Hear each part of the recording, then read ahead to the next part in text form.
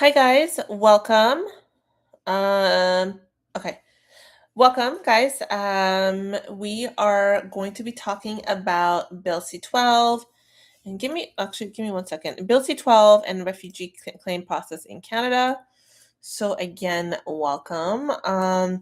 If you guys don't know who I am, my name is Banush. I am an immigration consultant in Canada. There's no one on, so I'll repeat myself after. It's totally fine.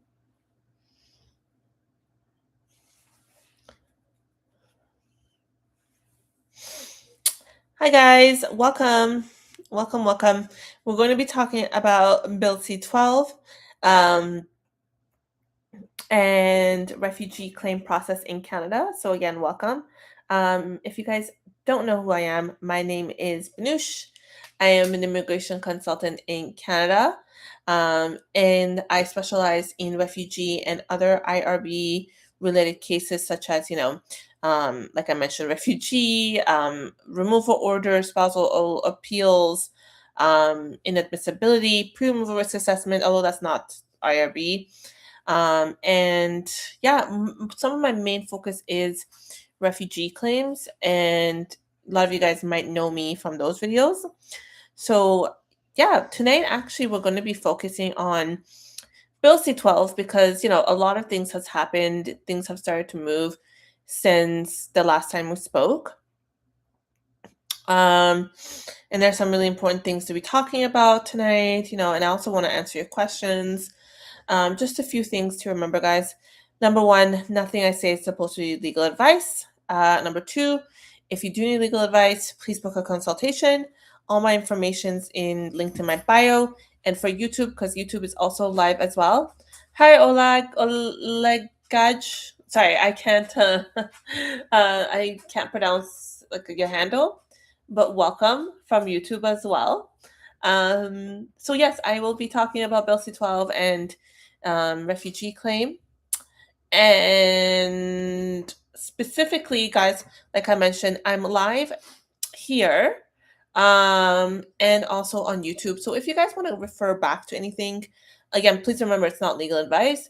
But if you want to refer back to anything, it will be on my channel, which is b.sheffy. And I already have a question on YouTube, and I'm happy to answer.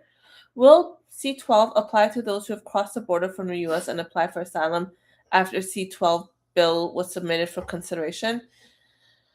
So, and I think maybe this is a really important time, guys, to talk about what Bill C-12 is, right? Let me explain a little bit, and then hopefully that can answer some of your questions, because there's so many different parts to Bill C-12 that I think we need to have a little bit like understanding of what it actually is. Um, so Bill C-12 is a huge bill, like a legislation proposal, right? Essentially, the bill is created. It's created to make the border stronger. Essentially, that is what it's known for. But it has multiple elements to it. One of them is, the biggest concern that a lot of people have is the fact that it like after 1 year, if you've come into Canada after June 24th, 2020, you will not be able to seek asylum if you've been here for more than a year, right? There are some other elements like more ministerial powers. Some other really important aspects are also, for example, issues like sorry, I'm just trying to think on top of my head. Oh, for example, now they're getting more serious about if you leave Canada um, while your asylum is going through being processed, you could. Oh, I'm lagging a little bit. Sorry, guys. I don't know why that keeps happening. I hope it fixes itself. Okay. Yeah. My connection, I don't know why I keep seeing the last couple of days. And I apologize. I think it's fixed though. But if you guys do again miss anything, I can't use data because I'm on my laptop. But going back, but if you guys miss anything, again, it'll be on my YouTube as well. Um, so there are elements that could affect you very much so, yes. Like, for example, if you travel during, you know what I think it is, guys? I think it's the fact that I'm streaming in two different places. I think that's what's happening and it's making it choppy. So let me do something. Let me go. All right, guys, who's on TikTok? I'll be right back. I'm going to go live on. I'm going to use my data and I'm going to go live on my phone. So you guys just give me a few minutes. I will be back, and then YouTube I'll continue on. So give me just a second, okay? I'll be back. I'll be back on TikTok, guys. All right, YouTube. I'm going to do this and then. Oh, okay. I'll be back.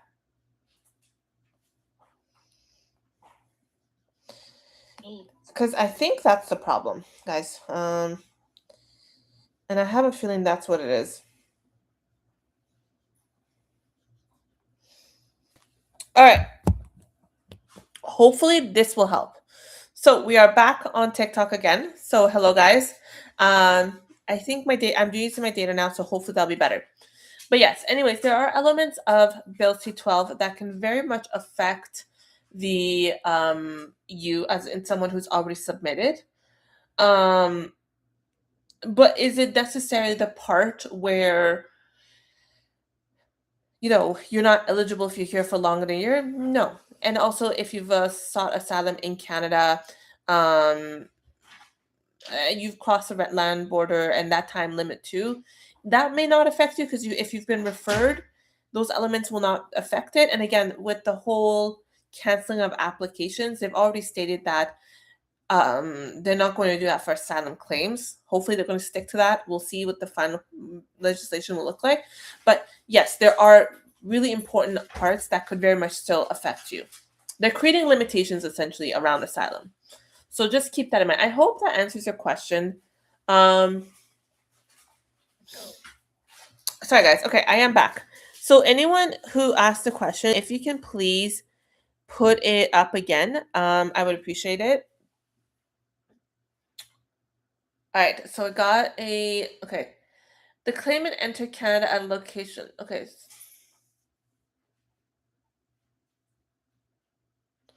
All right, I'm just reading the comment from YouTube. Guys, I will answer questions on here as well. I promise. I'm just trying to refer here and see their question. Will C-12 apply to those who cross the border from the US and apply for asylum after C-12 submitted for consideration? The claimant entered Canada at a location along Canada, United States, a land border, and clean waters. That is not port of entry. It made a claim after entering time limit referred to such. Okay, so if you've entered Canada, and this is something important, if you've entered Canada through the land borders, oh, it's still going choppy. I don't know why.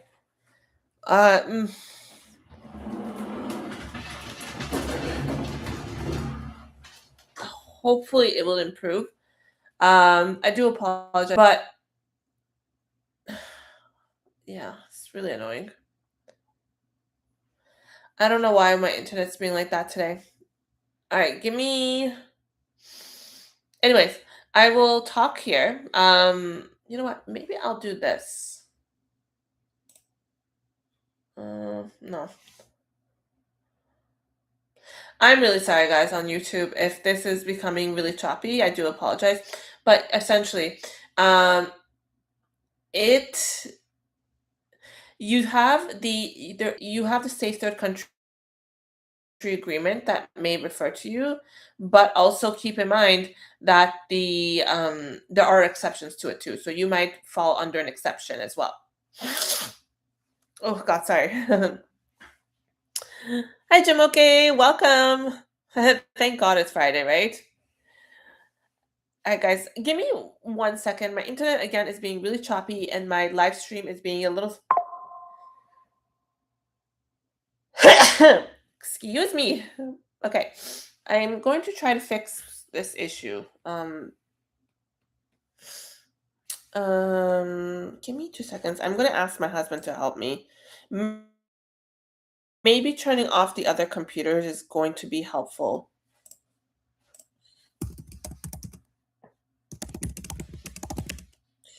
TV and all right. I swear, guys, usually I'm not this hot mess, but it's just when I do my lives from home, it becomes a little hard. I think it's better. Okay. Oh, no. Maybe not.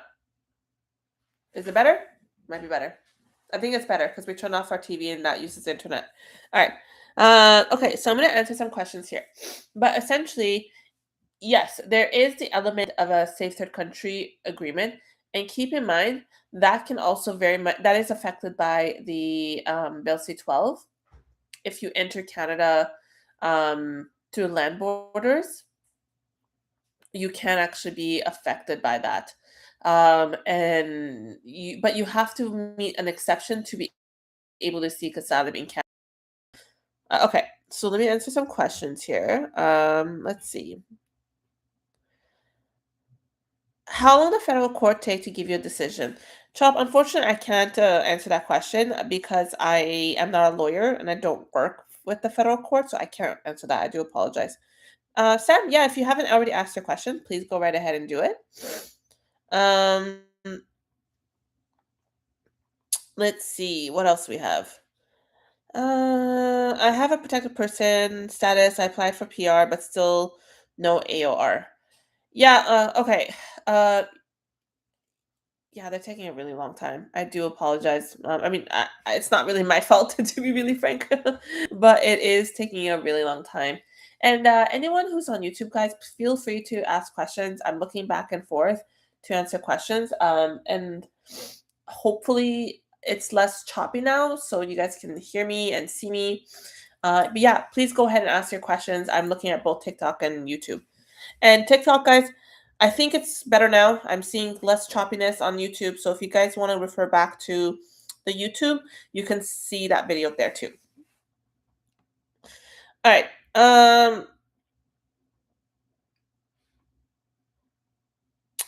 Yeah, so the for anyone who's applied for protected person permanent residency, it is going to take some time, unfortunately. That's just the unfortunate reality. Um, all right. Thank you, Jamoke. I just saw your message now. Okay, give me 1 second. Going back here. Oh, okay. Sorry. There's just uh, how long to the background check takes to for my PR? Um, I can't say. Unfortunately, I'm not sure. So background check, guys. This is something maybe we should clarify. It is dependent on you, right? It's not just like, this is the processing time for background checks. It's dependent on the person in the sense that, like, I know, for example, sometimes, and it's a little frustrating when people have, let's say, for example, you have a name very close to, I don't know, someone who is wanted or who is on a list or something. It can take quite some time to verify the person.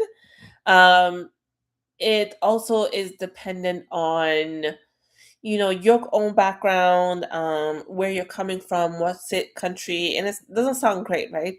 But unfortunately, that is the reality, that it does depend on you as well, how long it takes. I had someone, oh God, a long, long time ago, didn't they apply for a study permit, and I think, and we did everything, um, and I don't know if they would took it to a, because at that time no one at the office was a lawyer. But he was waiting like 2, 3 years for a study permit. And it was unfortunate, but it did happen. And it does happen. We had some other situations where um, a study permit took a year and a half to get a response. They were finally approved, but I have a feeling, and they don't tell you this stuff, right? They don't tell you exactly what happened.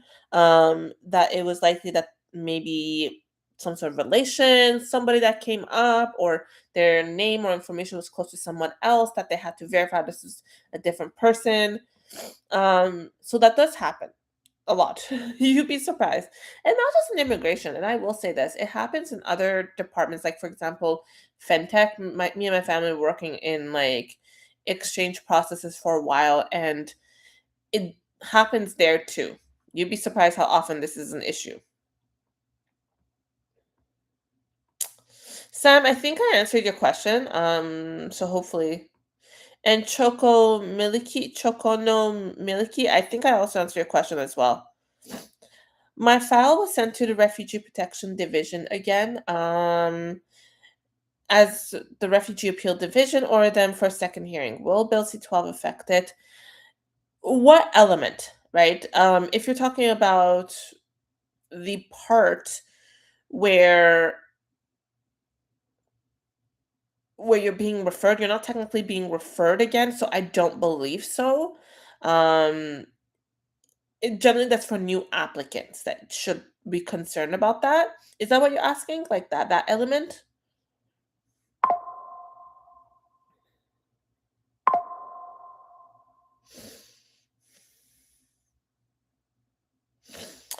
Okay, so Choco Milky, and I will say this, and this is just for everyone too, guys. If I don't answer your question, maybe I didn't see it, or maybe I'm just talking about some other stuff at the time. If you see after a little while I don't answer it, please repost it, but don't keep reposting it over and over again. If anything, that just irritates me because everything gets pushed down, and you guys have to just watch me scroll pretty much the whole time. Um, but all right, let me to when will I get a temporary work one to show my employer? I don't know, to be really honest. I'm not really sure what the issue with your work permit would be, but if you did you might do you not benefit from maintained status possibly that you could show some sort of lettering from? I don't know, honestly. I don't know your situation to assist you with that because um temporary work permits take quite not quite, but they take a little bit of time to get a response. So okay, so you just wait, whoa, whoa, whoa, whoa. Hold on, sorry. Now I have to go through this. Give me 1 second. Guys, I'm going through the questions. I applied for my work with your office since November 20th, but not received it yet.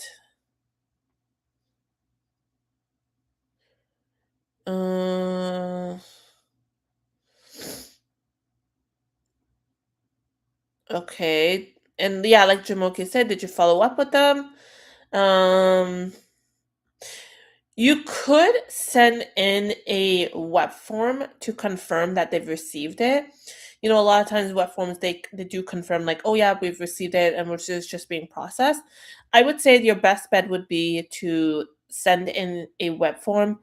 I wouldn't even say necessarily to call them because it takes such a long time to get through to someone. I am seeing really fast turnarounds with web forms, guys, which is really great. Generally 1 or 2 days, which is absolutely wonderful. But I don't know how long that's going to last. So maybe consider sending a web form, and that could help. All right. Just going back to some of these questions here. If I submit a claim before the 24th, does it affect my refugee claim? Sorry, if the 24th, what do you mean? So the bill has not come into effect yet, right? It would be affected once it's gone through the royal assent, and also the IRCC says this is a date that it comes into effect. So not sure about the 24th. I think that's the date that they're supposed to do the third reading. So again, that bills genuinely they have to get the royal assent, and then a date that comes in and says it'll be effect after the date, kind of similar to the citizenship bill that was passed and it became law. It's similar concept, or should have similar concept. Okay. If their interpreter doesn't interpret properly during the hearing, what can one do? Really good question. You have to notify the member.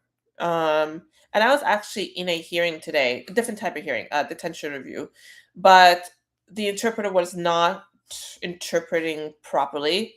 Uh, and the funny thing is that they were interpreting from French to English, and apparently that's not allowed. It's generally one or two of the languages that to use to interpret another language, right?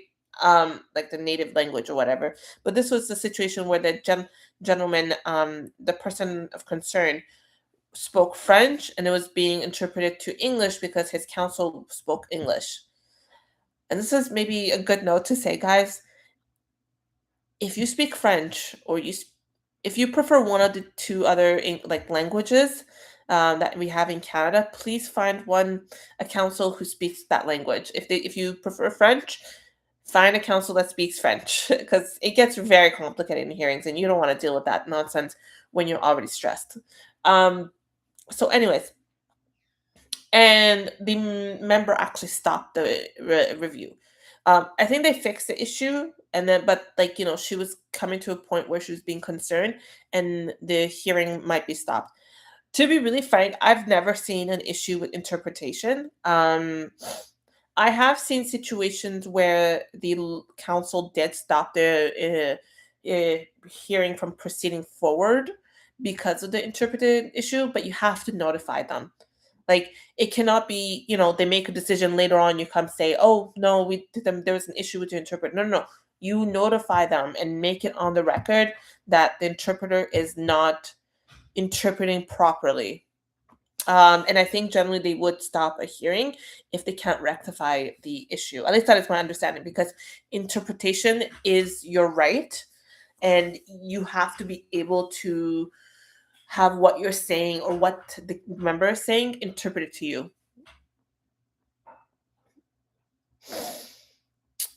Can I call IRB to see when is the hearing? Have you already submitted a claim? No, you didn't answer my question. Okay. Do you think the 1-year bar will be removed? That said it. No. No. Uh, and I'm having a very pessimistic outlook on this. I was actually watching one of the Senate committees. I was watching the February 9th one. So much stupidness. That's me being very nice about this whole situation. So this is for the Bill C-12, and it was the Senate, one of the committee hearings, and one of the senators actually brought it up. It's like, listen, you are, and I'll answer your question. I think I answered it. I don't think it will be removed, and I'll tell you why.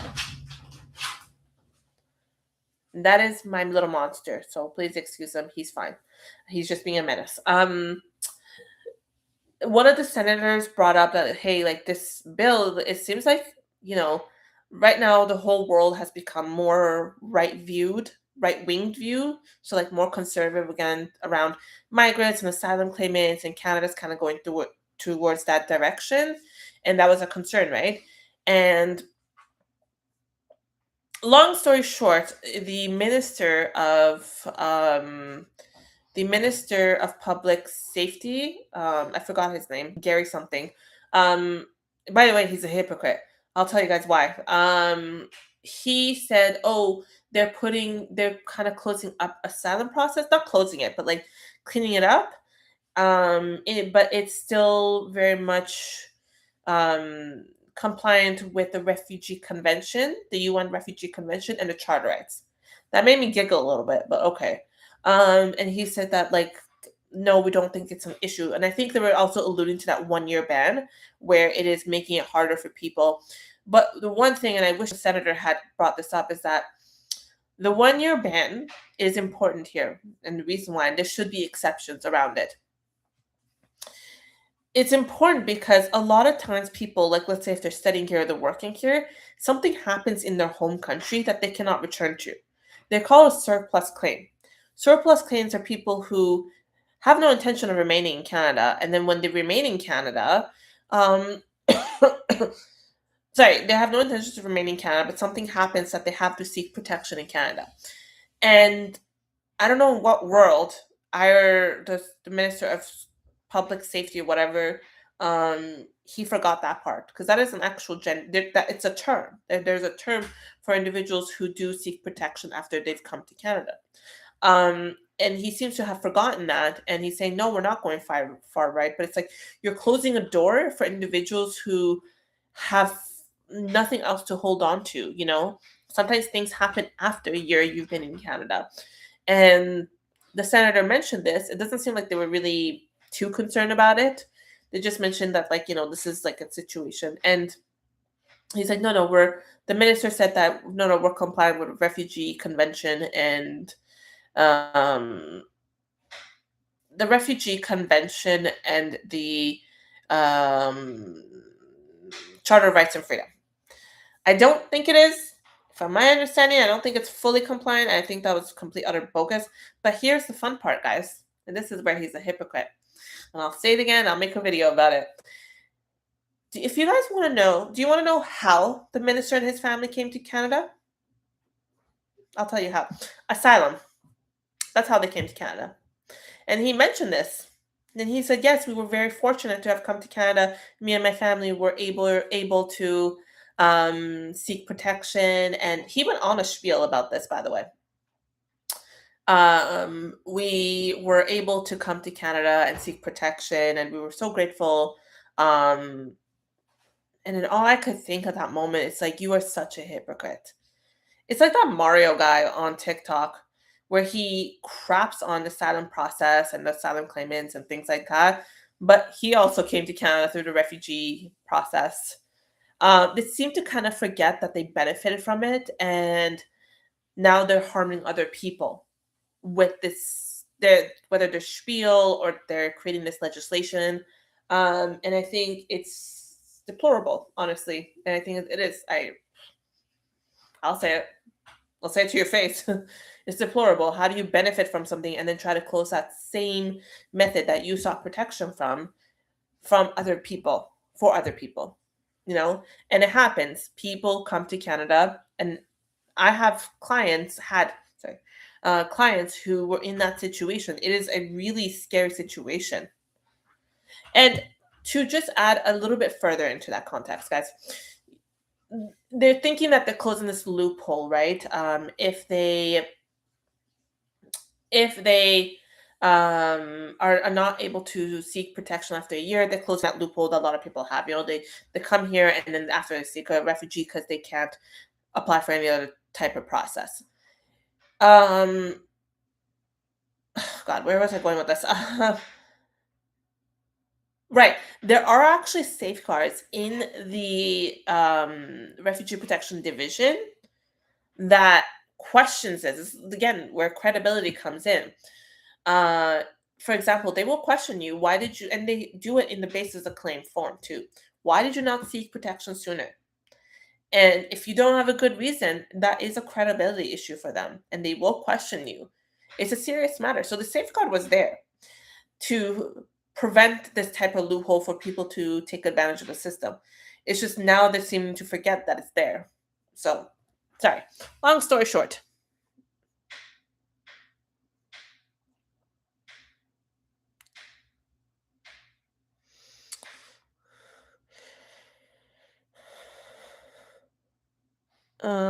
Sorry, I'm a little behind on my thing, but I wanted to bring that up because I thought it was really important how the person who introduced the bill benefit from this procedure that we have. Okay. Yeah, that's wild. Agreed. No problem, Bolani. Um, if a claim is submitted after 1 year, I did it after 2 years. Um, Again, the bill has not come into effect. People have been here. I've had situations where clients have been here for multiple years, and then after, it doesn't necessarily have to be 1 year just yet, right? The bill has not passed. You just need to explain it well.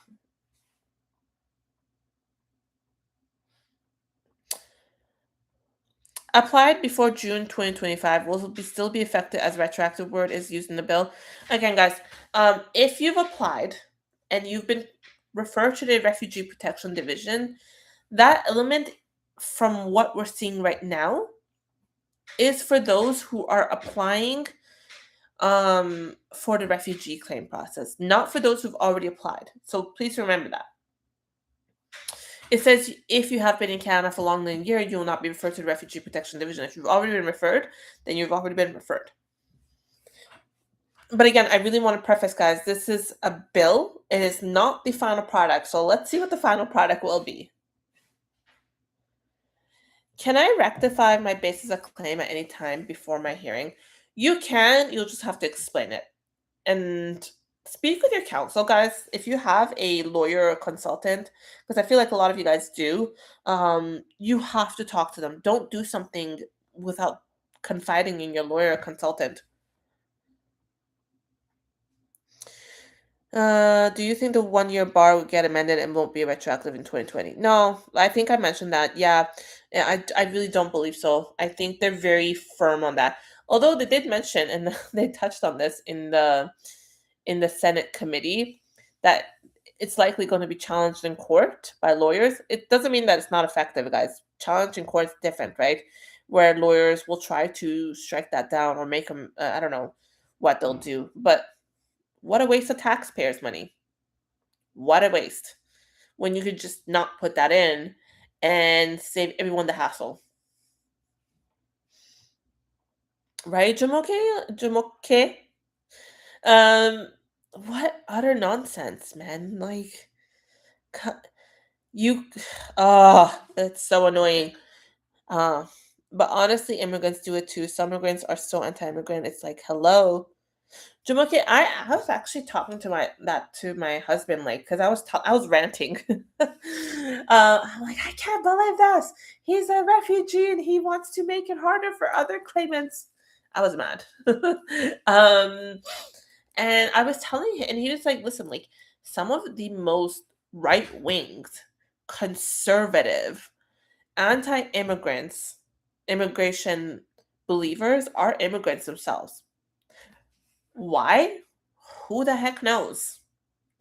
And I do think it's this whole superiority complex that some immigrants might get. And I mean this lovingly, guys, because again, we're all immigrants. We should all be in this together, you know? There's so many other important things that we have to be fighting against daily and then not be fighting amongst each other. But here we are, fighting amongst each other. Division. But yeah, it is unfortunate. Immigrants, they are actually racism too. Racism and xenophobia comes from a lot of immigrants too. It's not just, Caucasians. It's not what you think of racist is. Like, it's immigrants as well. And it's unfortunate. Again, that division is created because, let's be honest, as immigrants, guys, we have to fight discrimination every day. I face, and I'm not even as bad as other people, but I still face discrimination every day. Not every day, most of the time. Yeah, it's not fun. If you're a visible minority, you will face it, and then imagine having leaders who create this division, further this division more. It's so sad. It's so sad. All right. I agree. I think you're onto something there. Yep. Thank you, Jamoke. I think so too. I think it's just we live in such a sad world. They forget where they come from. Right? Thank you. They forget, like, it's like, guys, we all come from different countries. We come from Canada for one reason or another to find a better life. And this is how we treat one another.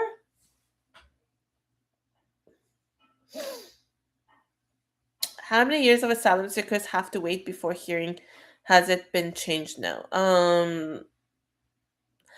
Okay, so the processing time right now, this is just a guess, educated guess, but guess, I would say between 1.5 and 2.5. But again, very dependent on your case. And I really want to preface this, guys, because I have heard, not in my personal, like, ever, I've never had a client that waited this long, but I have seen some claimants wait like, God, how long have they waited? 5 years, yes, for a hearing. It I'm baffled. I was baffled when I heard this. It was insane to me. But yeah, this person, it was not someone that was like too like, I had done their work, but they had mentioned it, and I'm just like, what in the heck? And it very likely could be the security part, because again, remember, the security can slow everything down, and they are and the Refugee Protection Division, from my understanding, will not put a hearing for you unless that screening part has passed. Because I actually, and then the reason why I know this is I called in for someone, for a client, and they notified me. They said they will not have their hearing set until the screening is finished, and they're in screening. Any other further information they were not going to give me, but they said, like, essentially that's the process. What is the fastest claim approval I've seen? Okay, good one. That's a really good question. The fastest one was, this was a couple of years ago, by the way. From the date that I submitted, 6 months. And this was because they went through they went through the file review process and they didn't have a hearing. But this was a couple of years ago where they did things really fast, like when you have the file review, you give it to them, and then within 2 weeks they responded with the decision. Now, even with file reviews, are taking their sweet time, which for one reason or another, it's happening. But yeah, that was the fastest one, and I'm really hoping those timelines come back, because that'd be so great if we can get like in 6 months. Yeah, it was very impressive. But again, this is like 2022. Okay, this was a couple of years ago, guys. That's no longer happening at all. Um, God. You know what I think would solve this? Just hire more members. We have the money for it. Hire more members so they can make decisions faster. But I will give them a lot of credit, guys. I've seen some of the schedules like the schedules from the immigration division and immigration appeal division. It's insane how, and this is just one office. Can you imagine the other offices? They have so many hearings in one day. So yeah. When they send submission letter, I apply for my work permit in November. Sorry, why they send submission letter? I apply my work permit in November 2025.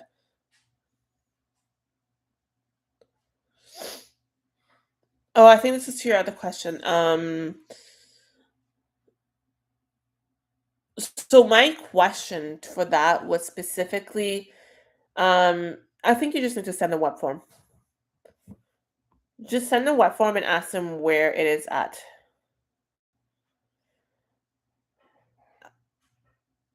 And again, and the good thing is right now,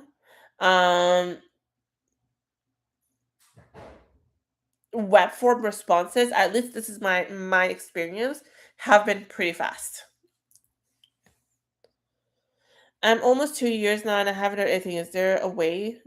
Is this Iniesta? Is this for a refugee claim?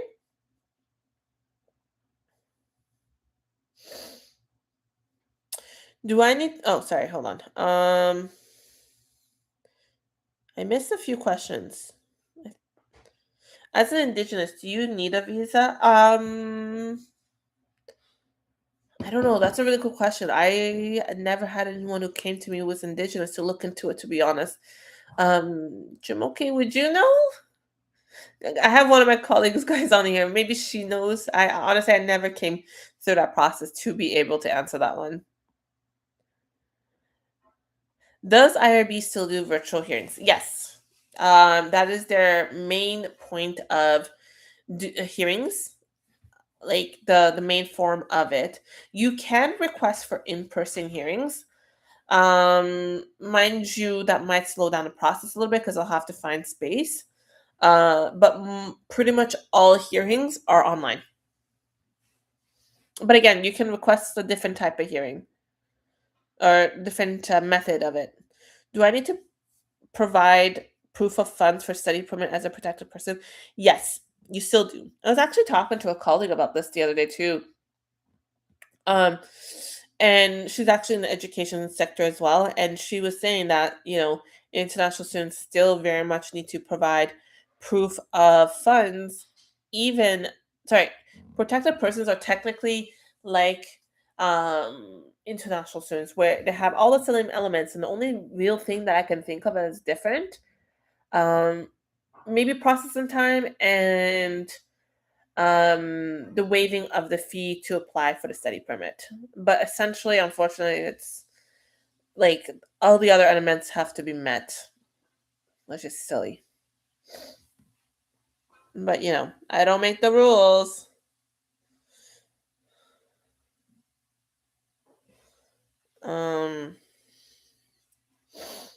Came to Canada May 2023. Asylum submitted June 2024. If Bill C-12 will affect my claim. Okay. So again, guys, please remember anything I say is not meant to be legal advice. But Bill C-12, guys, one way or another, you have to be very careful of it because it can affect you. As I've mentioned before and in my videos as well, there's so many different aspects to it. It's not just, this whole being referred to the Refugee Protection Division if you've been here for more than 1 year. If you've been referred, and again, if you go look at the wording, it says that if you've been in Canada for longer than a year after June 24th, 2020, it's not verbatim, but along this line, then you will not be referred to the Refugee Protection Division. You need to be referred to the Refugee Protection Division in order to be a refugee claimant, and you have to be eligible for it. So if you're not, if you've already been submitted and you've been referred, that element most likely will not affect you. Again, the bill has not been set for us to know exactly how it's going to be interpreted and what the wordings are. But be very mindful. There are other aspects of it that could very much affect you. And I would say, guys, when the bill passes, please, I'm going to make a lot of videos, but anything I say is not meant to be legal advice. I invite you to read the bill and to understand the changes that come in, because there are going to be new rules for asylum claimants. And you have to be very careful to abide them. And there's also rules for asylum claimants even now, but you have to abide by them, along with other rules too. And one of the things, and I think this is like part of the reason why they're being very strict, and one of the things that they mentioned is they're trying to make removals faster too. So if you commit any crime in Canada, guys, please, first of all, be like, don't commit a crime. Never commit a crime. Sorry, I'm just rearranging myself a little bit. Okay, don't commit a crime. Don't do it. Be a good citizen. Not citizen as in the Canadian citizen, but a citizen. But if you do, even a petty one could get you in trouble. Please, for the love of God, be on your utter best behavior. Forever. Even as permanent residency, guys, permanent residents. Now, there are thresholds for the criminality and the inadmissibility, but don't ever risk it. Even getting into an argument with someone and the fight and you being charged for assault, because a lot of the times it comes from assault, right? Or at least in my perspective, I've seen a lot of it be issues of assault. Don't put yourself in jeopardy. All right, I got some more questions. After the hearing process is completed, the board member asks the lawyer for written submissions. Written? No. There's oral submissions at the hearing. You can't submit written submissions. They might give them permission to give them written submissions, but at the hearing in itself, it's an oral submission.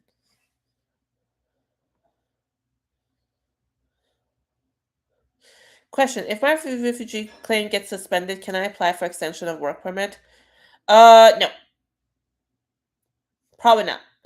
So if like for example, if it's an admissibility issue, you might not be eligible for work permit either. But again, please guys, it really depends on the situation too, or the criminality, or why your claim was words suspended. Check with your lawyer or get a consultation because this is really important, right? You don't want to add on non-compliance either on top of that.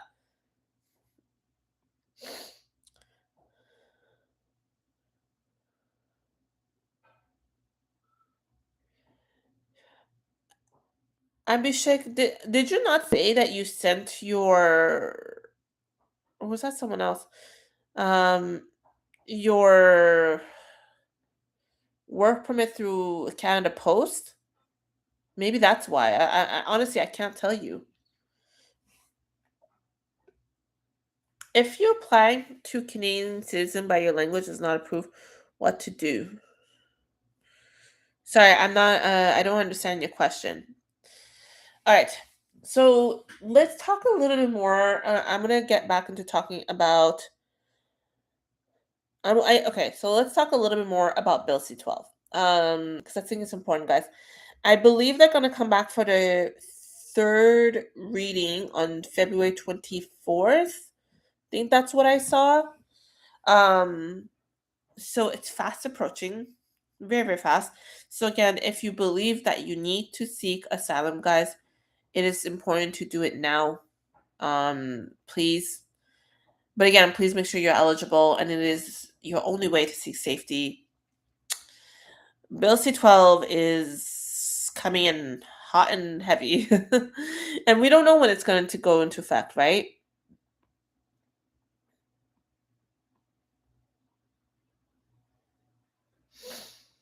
Can I invite my parents via Super Visa? If they're no, Super Visa. Super Visa, I think it's still open. The grant, it was the PR or something. Yeah. I think you still can for Super Visa. I haven't done one of those, wow, in a long time. I've really been focusing on refugee and IRB cases. 10 year. I don't know when Bill C-12 is going to come into effect. Tell us more about C-12. It's started to become more of a nightmare than ICE. I love that. That's such a good point. That's like Canada's own nightmare. But nothing beats individuals with weapons running around and kidnapping people. So I don't know. Is it worse? But it can be a nightmare. Uh, okay, sure. So Bill C-12. You're lagging. Oh, am I? Am I? I think I'm better now. So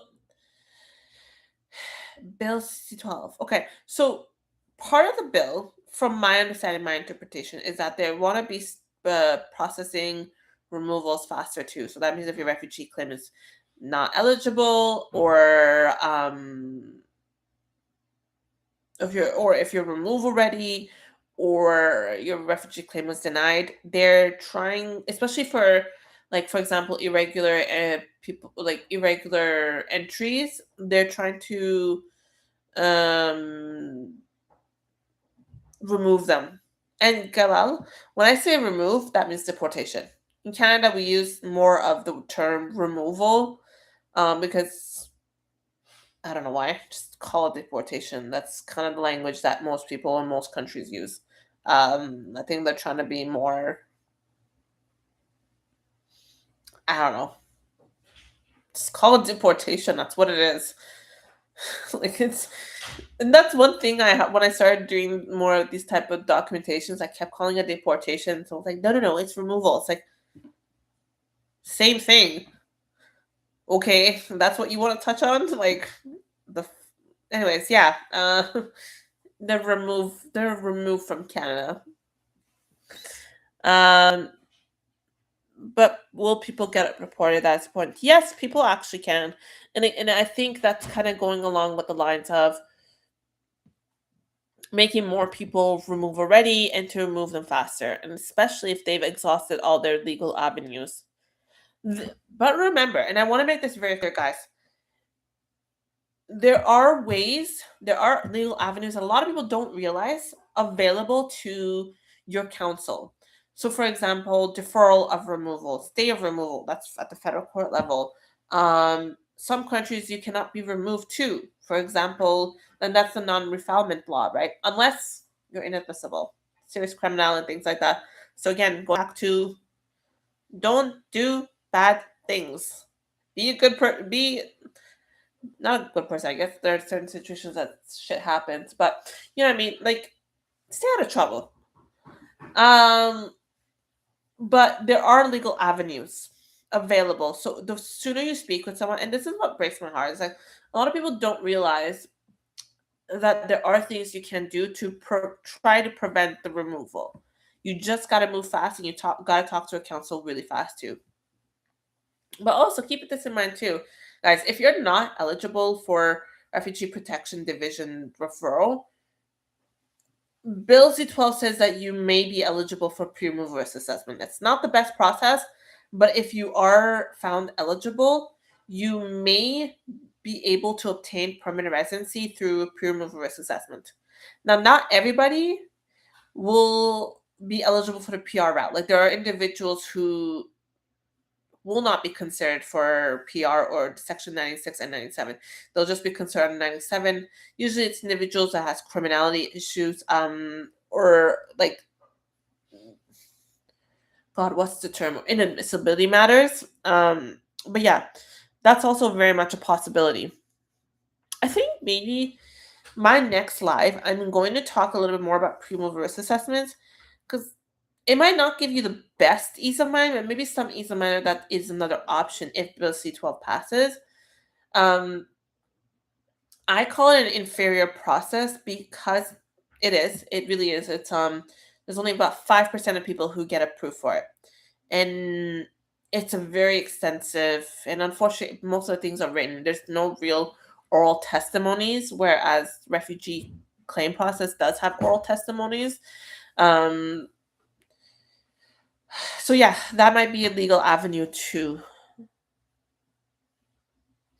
What's the effect of Bill C-12? Blinks, what do you mean? Like, what do you mean? What is the effect?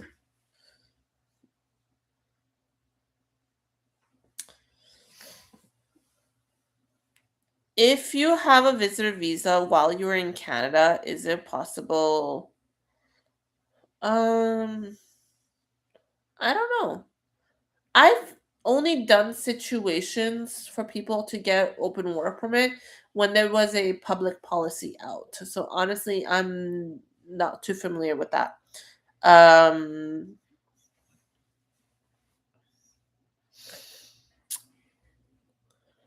I'm so hungry, guys. My husband's cooking something really delicious tonight, and I'm just so hungry. Um, it's not even. I mean, I didn't even eat anything properly today, so that doesn't help either. I tend to think not anymore as well, Banush. Um. Oh, Jamuki, do you mean with the work permit? Yeah, I think not. I've done more of those where there was a public policy came out. If you've been in Canada and you're from this country, you're able to apply for open work permit as a visitor. And yeah, so I'm just trying to think back. I don't know. Ah, okay.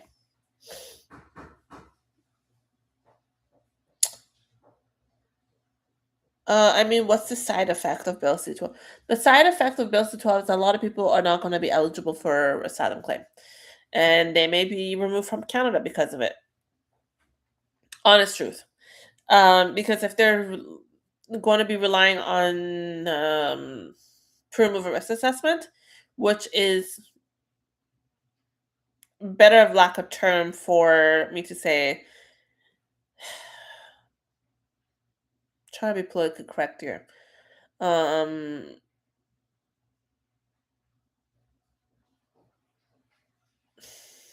Brain is working overtime to try to find the right term to use for pre-removal risk assessment. Um, I don't know. It's it's still a process. It's still a legal avenue, and I don't want to discredit it. Some people get approved. There's still approvals, but it's not a good process. I don't think it's a fully unbiased process because CBS. This is what I don't like about it is that CBSA officers are making the decision. I really don't like that. Whereas, and I've mentioned this before, Refugee Protection Division is with um supposedly unbiased members. They're not affiliated to IRCC or CBSA.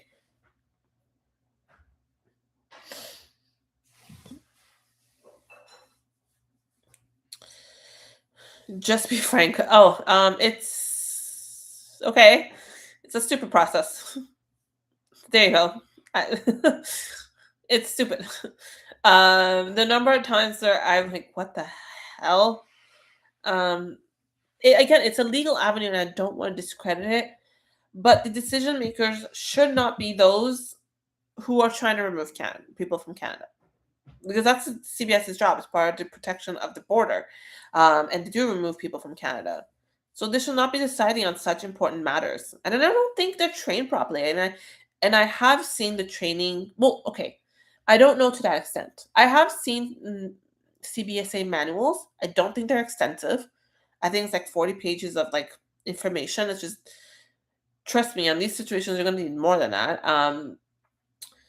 Where I've seen how members are trained, I've seen some of the materials, um, and it's very extensive. I don't think it's perfect, and because no person is perfect, right? But I think they have set guidelines that they have to follow too. So I think it's a little ridiculous. Who thought of that? Who thought they should be the decision makers?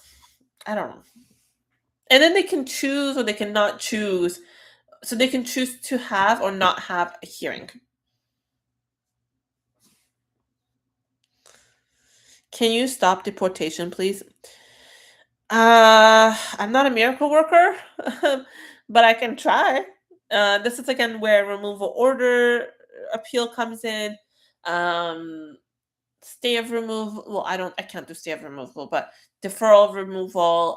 Sometimes you can come into an agreement with the CBSA, and this is something, guys, that's really important to remember. And I hope you remember this if you ever come across a CBSA officer, you come a matter of removal. I like to, me. Like someone said, be very frank. I am frank, and I think CBS, and I talk a lot of shit about CBSA. Not in a way that I don't think they're necessary. I think they're very much necessary, but their powers should not extend to certain things. But I will say this: if you come across a minister's council, because they're coming from CBSA, that represent CBSA or IRCC, don't be a, excuse my language, dickhead to them. Be nice, be polite, be courteous, because I've seen basically miracles happen when counsel and the person of concern who have worked with CBSA, because they're, as much as you want to think oh, they're heartless, they're not. They also consider humanitarian compassionate grounds. They consider a lot of things, especially in the removal order at the IAD level, and the spousal sponsorship appeals and residency appeals, things like that. They consider those. And a lot of times I have seen where their humanity has come out and they've stopped deportations. They've come into an agreement with the council. There was one case recently that I saw, it broke my heart. It really did. The gentleman, the person in concern, had a mental health issue. It was a very serious one. It's a schizophrenia, and he had committed certain acts that were illegal, criminal, hence the removal. But and I really appreciated his counsel, but also the minister's counsel, because they recognized that he was going through a hard time, and they're very lenient. And their recommendation was approved by the member, because sometimes you can create recommendations together and as opposing sides, and it was approved. And his stay removal with conditions was stayed, and he just has to prove his point, like prove that he can remain in Canada and no further issues will come up. Right? It's temporary, and if someone does something like another criminal charge or something, it can make the removal start again and like process again. But their compassion has come out, and this is really important. Where professionalism comes into play at hearings with CBSA officers. Even sometimes I get very surprised with how harsh they can be, but at the same time, they're doing a good job. And their compassion can come out, very much so. And that's where I have hope in our process, because I've seen some really good people on both sides be.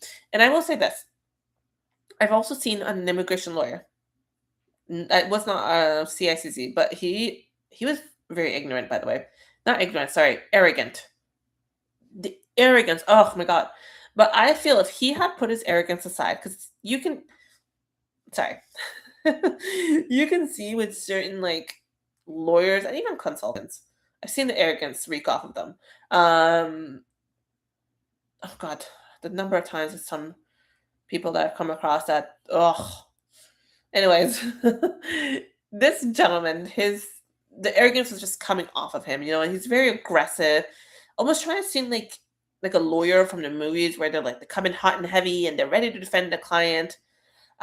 He came in like that, and I think he just pissed off the minister's counsel a bit more, which I don't think the minister would be willing to work with him or work together because of how he behaved at first. And I think that pissed off the minister council, so he was not willing to work anymore with him. And then I don't know the ending of that procedure, because the decision, I think the decision, they said the member said that he'll make a decision later on, but I think it was just such a wrong move to have. As councils, we got to put our ego aside. We got to put our own issues with the opposite sides aside and work with them. This is really important, especially when it comes to someone's situation. This is a life and death matter. There is no you trying to prove you're better than the other person on both sides in a tribunal or in a court of law. I think it happens there too. I'm just not present there to know. So it does happen.